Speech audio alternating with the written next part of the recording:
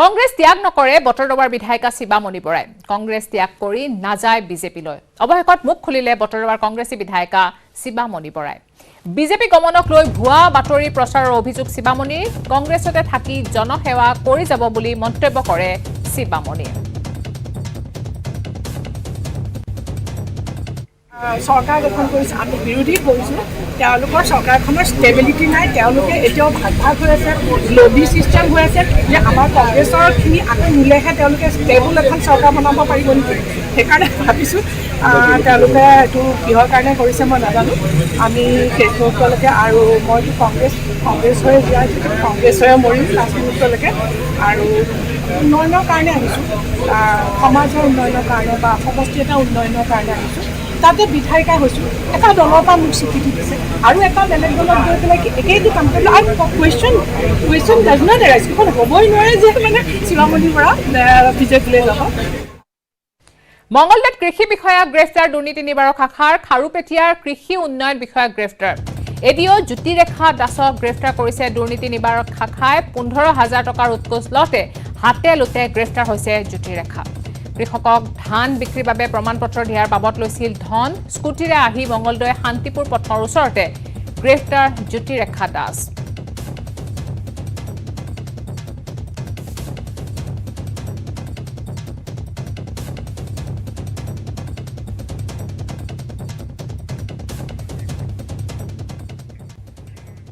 SSLC এইচএছৰ নাম ভৰ্তিৰ বাবে বিশেষ পৰ্টেল শীঘ্ৰে খোলা হ'ব এই পৰ্টেল নিৰ্দিষ্ট পৰ্টেলতহে কৰিব লাগিব পঞ্জীয়ন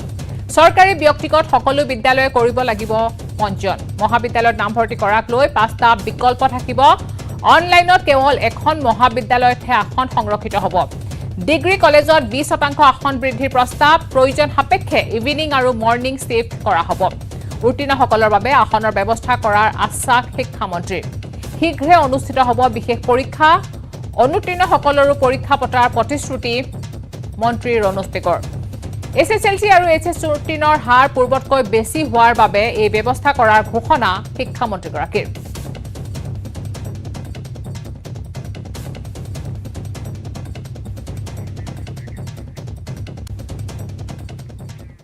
ৰাজ্যৰ প্ৰান্তে প্ৰান্তে হাতী মানুহৰ সংঘাতৰ ভয়ংকৰ ৰূপ বন্যহস্তি খেদিবলৈ গোলাঘাটত নিশা বন বিভাগৰ গুলীচালনা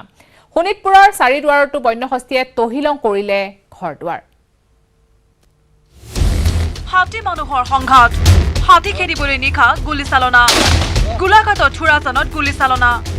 বন্যহস্তি খেদিবলৈ গোলাঘাটত নিশা গুলীচালনা থুৰাজান চাহ বাগিচাত বনকৰ্মীয়ে চলালে ধাৰাবাহিক গুলী নামবৰ বনাঞ্চলৰ পৰা ওলাই অহা 20-25 জনীয়া এটা বন্যহস্তি দলক জনাঞ্চলৰ প্ৰৱেশত বাধা দিবলৈ বন বিভাগে চলালে এই অভিযান বনাঞ্চলৰ পৰা খাদ্যৰ সন্ধানত ওলাই অহা জাকটোৱে সাধাৰণতে 39 নম্বৰ ৰাষ্ট্ৰীয় ঘাইপথ অতিক্ৰম কৰি প্ৰৱেশ কৰে জনবসতিপূৰ্ণ অঞ্চলটোত সেই সময়ছোৱাতে সংঘটিত হয় হাতী মানুহৰ সংঘাত খাদ্যৰ নাটনিৰ কাৰণে এতিয়া উপায় নাই তেওঁলোকৰো এতিকে বাগানৰ ওচৰতে যিকোনো ঘাঁহ চাহ পাইছে তাকে খাই মেলি আছে আৰু এতিয়ালৈকে বৰ্তমান আৰু আমি চোৱা চিতা কৰি আছোঁ গছ বন মানে ধ্বংস কৰিছে ধ্বংসৰ বিনিময়ত মানে হাতী ঘূৰিবলৈ বিচৰণ ভূমি এতিয়া মানে নায়েই সেইটো কাৰণে এনেকুৱা হৈছে মঙ্গলবাৰে নিশা বন্যহস্তিৰ জাকটোক নামবৰ অভয়াৰণ্যলৈ খেদি পঠাবলৈ প্ৰায় 3 ঘণ্টা সময় অভিযান চলাই বনকৰ্মীসকলে ইফালে শোণিতপুৰতো বন্যহস্তিৰ উপদ্ৰৱ কৃষিপথাৰ শস্য অনিষ্ট বন্যহস্তিৰ শোণিতপুৰৰ চাৰিদুৱাৰৰ এৰালি লগাত বন্যহস্তিৰ তাণ্ডৱত অতিষ্ঠ কৃষক বিগত প্ৰায় 15 দিন ধৰি এটা বন্যহস্তিয়ে ধাননি পথাৰত প্ৰৱেশ কৰি বিস্তৰ ক্ষতি সাধন কৰি আহিছে এৰালি লগা গড়মৰা মুলান পুখুৰী দুৱানিকে ধৰি বৃহত্তৰ অঞ্চলত বন্যহস্তিটোৱে খেতি পথাৰত বিস্তৰ ক্ষতি সাধন কৰি আহিছে কিফালৰ পৰা গাঁৱৰ পৰা আহিছে হাতীটো আমাৰ ইয়াত 3-4 দিন মানে হ'ল 4 দিন মানে হয় মানে কিমান মান অনিষ্ট কৰাইছে অনিষ্ট মানে পথাৰৰ যিখিনি ৰোৱা ধানবিলাক খাইছে কঠীয়া তুলি চলে গছিছে কোনোবা শুইছে উঠিছে এনেকুৱাত মানে হৈছে অলপ কষ্ট হৈছে অৱশ্যে বনকৰ্মী দলে ৰাইজৰ সহযোগত হাতীটো পাহাৰলৈ খেতি পঠাবলৈ সক্ষম হয় উল্লেখ্য যে আহত হাতীটোৱে খেতি পথাৰৰ লগতে অঞ্চলটোৰ মানুহৰ ঘৰ বাৰীটো সোমাই উপদ্ৰৱ চলাই আহিছিল খালি পথাৰতে আছে আজি 3 দিন মান হাতীটো অসুস্থ ন অসুস্থ মানে হাতীটো ইমানখিনি কিবা নাই অলপ মানে ক্ষীণাইছে হাতীটো ভিতৰতে ডক্টৰ পাৰিব হৈছে বাওঁ ভৰিটো বেয়া বেয়া অঁ, এতিয়া খোজত ধৰা পৰিছে তাৰপৰা কঠীয়াতলি যেতিয়া খাইছে পথাৰত অলপ অনিষ্ট হৈছে যথেষ্ট অনিষ্ট হৈছে ৰাজ্যৰ বিভিন্ন ঠাইত এনেদৰে 60 মানুহৰ সংঘাত বৃদ্ধি পাব ধৰিছে যদিও সমগ্ৰ বিষয়টো এই পৰ্যন্ত গুৰুত্ব সহকাৰে লোৱা নাই চৰকাৰে গোলাঘাটৰ পৰা ইউনুছ আলী আৰু ৰঙাপাৰাৰ পৰা ধনেশ্বৰ কলিতাৰ report News 18 Assam North east ৰাজ্যত জাপানীজ এনচেফেলাইটিছৰ ভয়ংকৰ ৰূপ শিৱসাগৰৰ পাছত এবাৰ ধেমাজিত জাপানীজ এনচেফেলাইটিছৰ সংঘাৰ কৰোনা মহামাৰীৰ সংঘাৰৰ মাজতে ভয়াৱহভাৱে বৃদ্ধি পাইছে জাপানীজ এনচেফেলাইটিছৰ সংক্ৰমণ জাপানীজ এনচেফেলাইটিছৰ ভয়ংকৰ ৰূপ কৰোনা মহামাৰীৰ লগতে এনচেফেলাইটিছৰ সংঘাত বিপদ কঢ়িয়াই আনিছে ধেমাজিলৈ এনচেফেলাইটিছত আক্ৰান্ত 23 জন লোক ইতিমধ্যে মৃত্যু 4 জন লোকৰ ৰাজ্যত জাপানীজ এনচেফেলাইটিছে লৈছে ভয়ংকৰ ৰূপ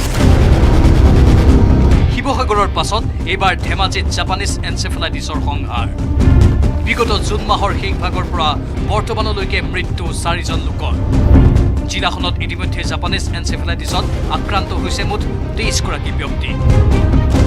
আজিৰ দিনলৈকে 23টা ইনফেক্টিভিটি হৈছে তাৰে 4টা ঢুকাইছে আৰু বস্তুটো 24 জুনৰ পৰা ষ্টাৰ্ট হৈছে এতিয়া আমি জোনাইত ডিষ্ট্ৰিক্টত জোনাইত 9টা কেছ পজিটিভ আছে তাৰে এটা ঢুকাইছে তাৰপিছত চিচি ব্লকত 6টা কেছ পজিটিভ আছে 2টা ঢুকাইছে আৰু ধেমাজিত এতিয়ালৈকে নাই 4টা কেছ আছে কিন্তু ডেথ নাই গোৱামপুৰত 2টা কেছ পজিটিভ আৰু এটা ঢুকাইছে তাৰপিছত বেঙেনাগড়ত 2টা ডেথ নাই ৰাজ্যত কৰোনা মহামাৰীৰ সংঘাৰৰ মাজতে ভয়াৱহভাৱে বৃদ্ধি পাইছে জাপানীজ এনচেফেলাইটিছৰ সংক্ৰমণ ধেমাজিত বৰ্তমানেও 6 জন লোক জাপানীজ এনচেফেলাইটিছত আক্ৰান্ত হৈ চিকিৎসাধীন হৈ আছে এনচেফেলাইটিছ সংক্ৰমিত এলেকাত স্বাস্থ্য বিভাগে সজাগতামূলক সভা অনুষ্ঠিত কৰাৰ লগতে ফগিঙৰ ব্যৱস্থা কৰিছে লগতে যিসকল লোকে গাহৰি পালন কৰে সেইসকল লোকক স্বাস্থ্য বিভাগে ঘৰৰ চৌহদৰ পৰা নিলগত ৰখাৰ আহ্বান জনাইছে লগতে ৰাইজক আঁঠুৱা ব্যৱহাৰৰ আহ্বান জনাই ঘৰৰ চৌপাশ চাফ চিকুণ কৰি ৰাখিবলৈ আহ্বান জনায় আৰু ফগিং দিছোঁ ITBN কৰিছোঁ ITBNটো গম পাই ন হাতত ধোৱাটো সেইবিলাক কৰিছোঁ আৰু এৱাৰনেছ কেম্পতে আমি গোটেই কথাবিলাক কৈ দিছোঁ আৰু লগতে আমি বাকী ষ্টেক হোল্ডাৰ যিবিলাক ডিপাৰ্টমেণ্ট আছে সিহঁতৰ লগতো সহায় লৈছোঁ ছাৰৰ লগত মিটিং হৈছে দুবাৰকৈ টাস্ক ফ'ৰ্চ মিটিং গতিকে কণ্টিনিউ মেজাৰ হিচাপে আমি সেইখিনি কৰি আছোঁ আৰু লেটাৰ পেটাকৈ ৰাখিব নালাগে খাল জংবিলাক পাৰিলে পৰিষ্কাৰ ৰাখিব লাগে সেইখিনি আমি এৱাৰনেছ কেম্পত কৈছোঁ তাৰ উপৰিও আমি কৈছোঁ যে আপোনালোকে যদি গাহৰি চাহৰি থাকে অলপ আঁতৰত ৰাখিব আৰু গাহৰিটো আঁঠুৱাৰ ভিতৰত ৰাখিবলৈ আমি কৈছোঁ পাৰাটোলৈ ৰাজ্যত কৰোনা মহামাৰীৰ লগতে জাপানীজ এনচেফেলাইটিছৰ সংক্ৰমণে চিন্তিত কৰিছে সকলোকে ধেমাজিৰ পৰা মন বিকাশ বৰগোহাঁইৰ report News 18 Assam North East পুনৰ ঘূৰি আহিম বাতৰিৰ মাজলৈ কিন্তু তাৰ আগতে লৈছোঁ পুনৰ এটা বিৰতি चल शुरू हो जा my turn कर दे सब कुछ on track strong है my turn flexible है my turn बड़ा समझदार নিৰ্মাণৰ মানদণ্ড my turn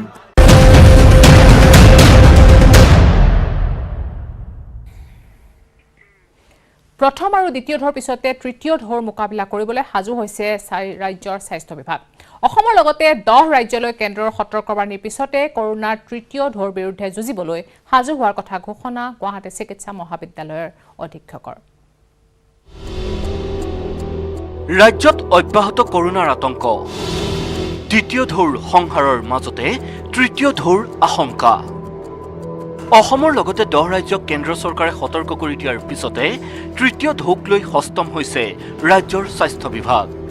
প্ৰথম আৰু দ্বিতীয় ঢৌৰ মোকাবিলা কৰাৰ পিছত অনায়াসে তৃতীয় ঢৌ অতিক্ৰম কৰিব বুলি নিশ্চিত স্বাস্থ্য বিভাগ চিকিৎসক চিকিৎসা ব্যৱস্থা চিকিৎসালয় আৰু সৰ্বতোপৰি আন্তঃগাঁথনিৰ দিশৰ পৰা তৃতীয় ঢৌৰ বিৰুদ্ধে স্বাস্থ্য বিভাগ যুঁজিবলৈ সাজু বুলি দাবী কৰিলে গুৱাহাটী চিকিৎসা মহাবিদ্যালয়ৰ অধীক্ষক অভিজিৎ শৰ্মাই Very difficult to comment on the third wave. Both difficult is a third wave. Kintu ami tetio third wave karone we are prepared. Aru inikwa jodi case bahe moi bhabu ke nabarile bhal কিন্তু case bahile we ami tackle koribole parim. তৃতীয় ঢৌত অধিক আক্ৰান্ত হোৱাৰ আশংকা আছে শিশু আৰু কিশোৰ ইতিমধ্যে গুৱাহাটী চিকিৎসা মহাবিদ্যালয় হাস্পতালৰ চিকিৎসাত সুস্থ হৈ উঠিছে 890টা শিশু সুস্থিৰ হৈ আছে বৰ্তমানে চিকিৎসাধীন 19টি শিশু এতিয়া আমাৰ ওচৰত কোভিড পজিটিভ কেছ 19টাহে আছে বাচ্চা যোন ট্ৰিটমেণ্ট লৈ আছে তাৰ ভিতৰত 11টা বাচ্চা টোটালি নৰ্মেল একো এয়া চিমটমছ নাই আৰু আইচিইউত খালি 2টা বাচ্চা আছে 19টি শিশুৰ লগতে মঙলবাৰে গুৱাহাটীত চিকিৎসাধীন হৈ আছে 730 গৰাকী আক্ৰান্ত কেৱল গুৱাহাটী মেডিকেল কলেজ হাস্পতালতে চিকিৎসাধীন হৈ আছে 450 গৰাকী আক্ৰান্ত মহানগৰীত অব্যাহত থকা সংক্ৰমণৰ বাবে গুৱাহাটী চিকিৎসা মহাবিদ্যালয়ৰ অধীক্ষক অভিজিৎ শৰ্মাই জগৰীয়া কৰিলে প্ৰবচনক এটা ইম্পৰ্টেণ্ট কথা হ'ল কি এইখন Guwahati is a hub of north east বাহিৰৰ পৰা বহুত মানুহ আহে কামৰূপ মেট্ৰত কিন্তু আশে পাশে 200ৰ আশে পাশে পেচেণ্টছবোৰ আছে পজিটিভিটি সেইকাৰণে মই এতিয়াও কওঁ কি you have to follow' COVID protocols এইটো মেইনটেইন কৰিবই লাগিব ভয়ংকৰ সংক্ৰমণ অব্যাহত থকালৈ চাই সকলোকে সজাগ আৰু সচেতন হোৱাৰ আহ্বান জনালে গুৱাহাটী মেডিকেল কলেজ হাস্পতালৰ অধীক্ষকগৰাকীয়ে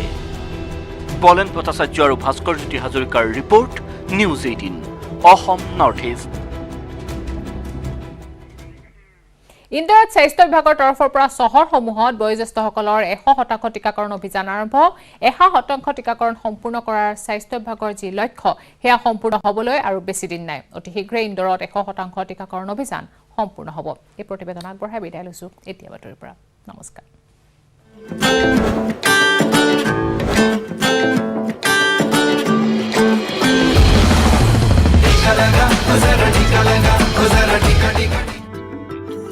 কৰোনাৰ দ্বিতীয় লহৰত বেয়াকৈ ক্ষতিগ্ৰস্ত হোৱা মধ্যপ্ৰদেশৰ চহৰ ইন্দোৰ এতিয়া সাজু হৈছে তৃতীয় লহৰৰ বাবে জিলা প্ৰশাসন আৰু স্বাস্থ্য বিভাগৰ কৰ্মীসকলে ইন্দোৰত চলোৱা টিকাকৰণ অভিযানত সম্পূৰ্ণ শক্তি ঢালি দিছে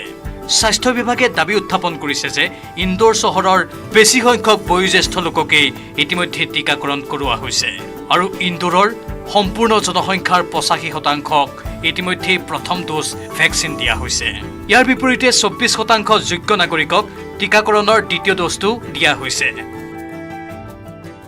तक हम इंदौर शहर की बात करें तो इंदौर में अभी तक करीब अगर हम टोटल डोजेस की बात करें तो 29,73,000 डोजेस हम अभी तक लगा चुके हैं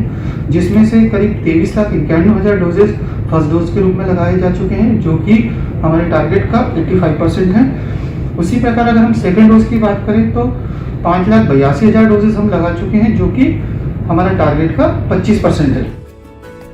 আপোনাক জনাই থওঁ ইন্দোৰৰ জনসাধাৰণৰ মাজত প্ৰথম অৱস্থাৰ পৰাই টিকাকৰণৰ প্ৰতি সদ্ভাৱ আছিল টিকাকৰণ অভিযানৰ প্ৰথম ভাগত ইয়াত ঠায়ে ঠায়ে টিকাকৰণ কেন্দ্ৰ গঢ়ি তোলা হৈছিল কেৱল ইমানেই নহয় জিলা প্ৰশাসন আৰু স্বাস্থ্য বিভাগে জনসাধাৰণক সচেতন কৰি তুলিবলৈ কেইবাটাও অভিযানো ইয়াত চলালে অৱশ্যে ইয়াৰ মাজতেই পৰ্যাপ্ত টিকাৰ আমদানিৰ অভাৱত কিছুদিনৰ বাবে ইয়াতো টিকাকৰণ থমকি ৰৈছিল ইয়াৰ পাছতো ইন্দোৰ দেশৰ ভিতৰতেই এনেকুৱা এখন চহৰ जो टीकाकरणर गति बाकी शहरসমূहर तुलनात अति बेसी इसी प्रकार अगर हम 60 साल से ऊपर के लोगों की बात करें जो कि हमारा टारगेट 3,13,43 था उसके अगर हमने 3,10,611 डोजेस अभी तक लगा चुके हैं जो कि हमारा टारगेट का 103% है ইন্দোৰৰ স্বাস্থ্য বিভাগে টিকাকৰণক লৈ যি দাবী উত্থাপন কৰিছে সেয়া সঁচাকৈয়ে আশ্বস্ত কৰিবলগীয়া টিকাকৰণৰ ক্ষেত্ৰত জ্যেষ্ঠ লোকসকলক অধিক প্ৰাধান্য দিয়াটো গুৰুত্বপূৰ্ণ বিবেচিত হৈছে অৱশ্যে কৰোনাৰ আহিবলগীয়া সংকটসমূহৰ সৈতে যুঁজ দিয়াৰ ক্ষেত্ৰত ইন্দোৰে যি ভূমিকা গ্ৰহণ কৰিছে সেয়া এক মডেল হিচাপে পৰিগণিত হৈছে সমগ্ৰ দেশৰ বাবে ব্যুৰো ৰিপৰ্ট নিউজ 18 নেটৱৰ্ক